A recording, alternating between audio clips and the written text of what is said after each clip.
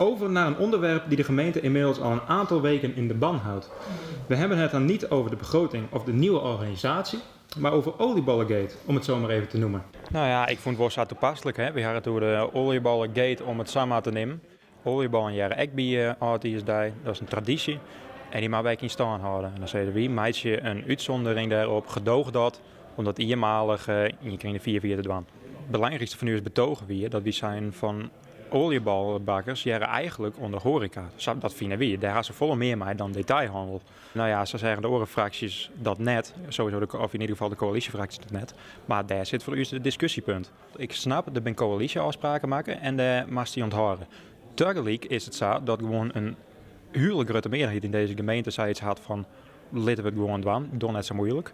En ik denk ook wel dat een groot gedeelte van de christelijke mensen zoiets had van ja, wie gaan we naar het kerken? Het maakt het uur net zoveel uit. Wie had er geen les van? En dat steekt me zo wel. Ondanks dat dit standpunt binnen die leven onder de bevolking en in uw achterban, is dat de volle meerderheid van de Rie in principe reden is om een uitzondering te maken. Is het dan net zo dat een lietse christelijke minderheid de meerderheid nou in de tangen houdt? Nou ja, ik denk dat je net de boodschap maakt naar de christelijke partij. De christelijke partij zijn heel duidelijk in wat ze vinden en wat ze stenen. Ik ken er alleen maar respect voor haar. Het enige is dat ze wel een stap verder gaan. Ze vregen namelijk ook van hun coalitiefracties om dat te steunen. Ik zit volle mee te zien naar de collega's van Sociaal Links en van de GBD. Waarvan dat ik denk, ja, een mannenmaat woord te woord. Dat is een groot ding. Maar tegelijkertijd hier een uitzondering van mij. Maar het kennen, zoek ze. Dat het nou even net lukt. We hebben 24 dat onderzoek, maar daar ga ik niet bedenken bij.